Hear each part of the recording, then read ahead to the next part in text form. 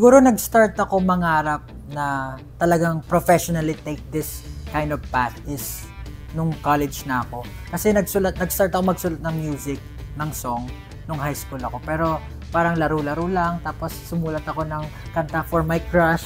Madalas naman ginagawa siya ng mga romantic, ganyan.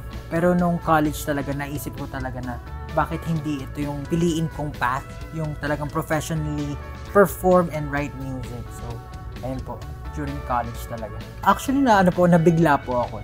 Kasi, syempre, nandito si Stel. Kaya ko ba yun? Parang hindi, aside from SB19, never pa ako nakapag-coach talaga ng as in matindi in a very intimate level pagdating sa mga skills or knowledge na alam ko. Pero at the same time, sobrang thankful ako and sobrang honored na naisip nila na maging coach din ako. Ultimately, I'm just happy and excited sa mga talent, sa mga bata na makakasama ko sa aking team.